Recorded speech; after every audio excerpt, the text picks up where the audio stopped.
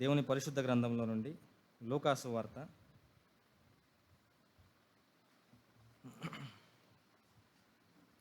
23వ అధ్యాయము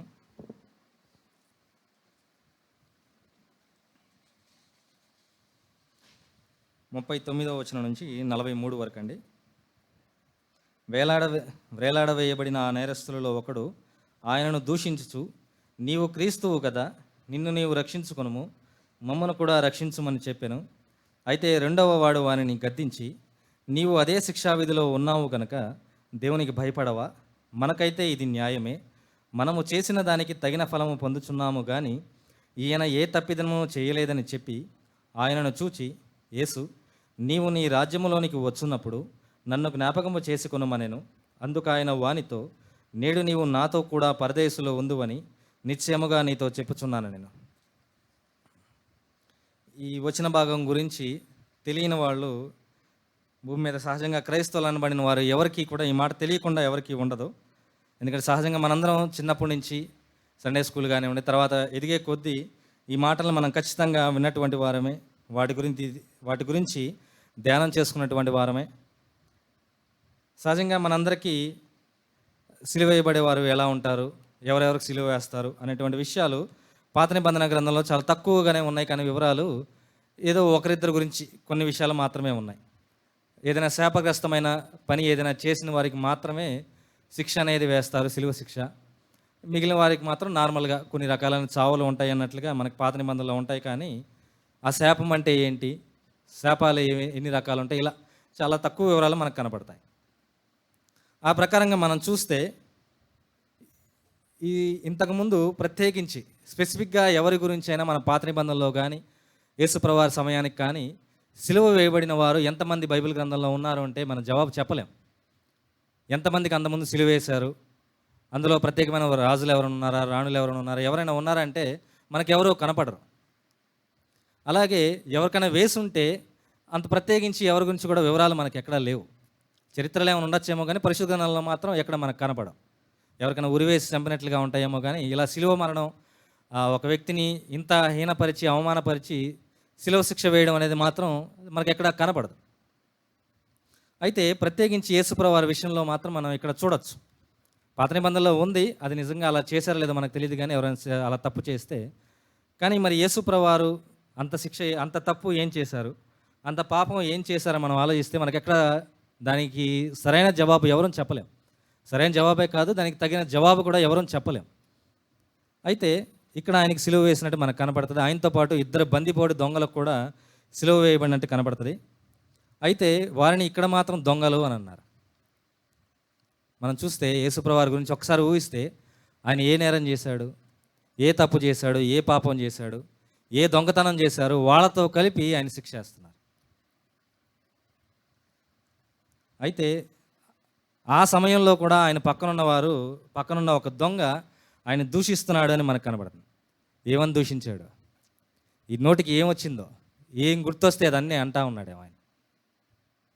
ఒకసారి ఆయన స్థితి మనం చూస్తే పరలోక రాజ్యంలో పరిశుద్ధుడని పొగడబడుతున్నటువంటి వాడు, అంత గొప్పవాడైనటువంటి ఆయన ఒక దొంగ చేత, ఒక దొంగ నోటి ద్వారా దూషించబడుతున్నాడంటే ఒక మనిషిని ఎంతగా ప్రేమించాడో మనకు అర్థమవుతుంది. ఇంకా చెప్పాలంటే మనల్ని ఎంతలా ఆయన ప్రేమించాడో మనకు అర్థమవుతుంది. మనల్ని ఎవరైనా తక్కువ వారు, మనకన్నా చాలా హీనమైన వారు మనల్ని ఒక మాట అంటే మనం తట్టుకోగలుగుతామండి? ఎవరైనా తట్టుకోలేం. అలాంటిది ఒక దొంగ, యేసుప్రభు వారికి అతనికి ఏమైనా పోలిక ఉందంటారు? అలాంటి వాడు ఆయన పక్కన సిలువ వేయబడిన ఒక దొంగ ఆయన దూషిస్తూ ఉంటే ఆయన మౌనంగా ఉంటున్నాడు. కనీసం అతను అన్న మాటలను కూడా విన్నాడో లేదో, అంతలాగా ఒక దొంగని కూడా ఆయన చూస్తున్నాడు. అంత మాత్రమే కాదు, ఇంకొక దొంగ పక్కన ఉన్నాడట. అసలు వీళ్ళని కనుక మనం చూస్తే మనకి అసలు వీళ్ళ ముందు ఒక దొంగ మంచిగా, మనకి చిన్నప్పటి నుంచి మనం ఒక మాట వింటున్నాం, ఒక దొంగ మంచి దొంగ, ఇంకోటేమో చెడ్డ దొంగ అని అనుకుంటాం. కానీ అసలు ఇద్దరి గురించి ఒక మాట ఉంది. అది మనం మత్తయి సువార్తలో ఒకసారి చూస్తే మనకు కనబడుతుంది. మత్తయి సువార్త 27వ అధ్యాయము 41వ వచనం నుంచి 38 కూడా చదువుతున్నాను. మరియు కుడివైపున ఒకడును ఎడమ వైపునున్న ఒకడును ఇద్దరు బందిపోటు దొంగలు ఆయనతో కూడా సిలువ వేయబడిరి. 41 నుంచి అండి. అలాగే శాస్త్రులను పెద్దలను ప్రధాన యాజకులను కూడా ఆయన అపహసించుచు, వీడు ఇతరులను రక్షించను, తను తానే రక్షించుకొనలేడు, ఇశ్రాయేలు రాజు కదా, ఇప్పుడు శిలువ మీద నుండి దిగిన ఎడల వారిని నమ్ముదము, వాడు దేవుని యందు విశ్వాసం ఉంచెను, నేను దేవుని కుమారుడనని చెప్పాను గనక ఆయనకిష్టుడైతే ఆయన ఇప్పుడు వారిని తప్పించునని చెప్పిరి. ఆయనతో కూడా సిలువ వేయబడిన బందిపోడు దొంగలను అలాగే ఆయన నిందించారట. ఒకసారి ఇక్కడ చూస్తే ఇద్దరు దొంగలు కూడా, ఇద్దరు బందిపోడు దొంగలు కూడా ఆయన దూషించినట్లుగానే మనకి పరిశుద్ధ గ్రంథంలో కనపడతాయి. ముందుగా ఇద్దరు దూషించారు, ఇద్దరు నోటికి ఏదొస్తే అది మాట్లాడుతూనే ఉన్నారు ఆయన్ని, అయినా కానీ ఆయన భరిస్తూనే ఉన్నాడు, అన్నీ భరిస్తూనే చూస్తూనే ఉన్నాడు. అసలు ఒకసారి వీళ్ళ స్థితి చూస్తే, అసలు వాళ్ళ యొక్క జీవన విధానం ఇవన్నీ మనం గమనిస్తే, దొంగతనాలు చేసుకునే వాళ్ళు బందిపోడు దొంగలు ఎలా ఉంటారంటే మనకు తెలియదు కాదు. మా జనాల మీద ఇళ్ళ మీద పడి దోచుకుంటారు, మాన ప్రాణాలు తీసుకుంటారు, ఎంత బతిమాలలో కూడా వదలరు. ఇలాంటి వాళ్ళు ఆ సమయంలో వాళ్ళకి యేసుప్రభు గురించి ఇంకా బాగా తెలుసు. వాళ్ళే అంటున్నారు, ఈయన రక్షకుడు యేసుప్రభు, నీ వల్ల అయితే నిన్ను రక్షించుకొని నీకన్నా ముందు మమ్మల్ని రక్షించు అని కూడా అడుగుతున్నారు. అలాంటి దొంగల్లో ఒక దొంగ చివరికి ఇది మనం చేసిన తప్పే అని అడుగుతున్నాడు. ఒక దొంగ మాత్రం నాకు తప్పు, ఇంకా చెప్పాలంటే ఇది మనిద్దరికి కావాల్సిన శిక్ష, కానీ ఆయనకి మాత్రం ఇది సరైనది కాదు, ఆయన ఏ తప్పు చేయలేదని అంటున్నాడు. ఆయనకి తగిన శిక్ష పడలేదని అంటున్నాడు. అయితే ఒక్క మాట మాత్రం నేను చెప్పగలను ధైర్యంగా, ఈ దొంగను గురించి మాత్రం చెప్పగలను. చివరి నిమిషంలో నిజంగా ఎన్నో మాటలు ఎప్పటి నుంచి విన్నాడో తెలియదు, కానీ యేసుప్రభు వారి గురించి సువార్త కానీ లేదా యేసుప్రభు వారిని ముఖాముఖిగా చూసి ఎన్ని మాటలు విన్నా కానీ ఇతనిలో మార్పు వచ్చి ఉండదు. కానీ అతనిలో మార్పు రావడానికి గల బలమైన కారణం, సిలువ వేయబడిన మొదటి నుంచి అతను కూడా ఉండుంటాడు. నేను కొంతమందిని అడిగినప్పుడు యేసుప్రభు వారితో పాటు వీళ్ళిద్దరినీ కూడా సిలువ భుజాల మీద వేసి వీళ్ళిద్దరిని కూడా కొట్టుకుంటూ తీసుకుని వెళ్ళారట పైదాకా. అక్కడున్న ప్రజలు అంటున్నటువంటి మాటలు, వాళ్ళందరూ పడుతున్న వాళ్ళ కన్నీళ్ళు కానీ వాళ్ళ ఏడుపులు కానీ ఆయన తగిన శిక్ష కాదని ప్రజలందరూ అరుస్తూ ఎన్నో మాటలు వినుంటారు. మొదట్లో ఇద్దరు దూషించినా కానీ ఈ దొంగ మాత్రం ఈ దొంగ మాత్రం ఖచ్చితంగా ఆ మాటల ద్వారా చివరి నిమిషంలోనే మార్పు చెందాడు. ఆ సమయంలో ఇతరు క్షమించమని అడగలేదు, కానీ నీవు నీ రాజ్యంతో వచ్చేటప్పుడు నన్ను జ్ఞాపకం చేసుకొని అంటున్నాడు. నన్ను జ్ఞాపకం చేసుకో ప్రభువా, నేను చేసిన తప్పిదాలన్నింటిని బట్టి జ్ఞాపకం చేసుకో అంటున్నాడు.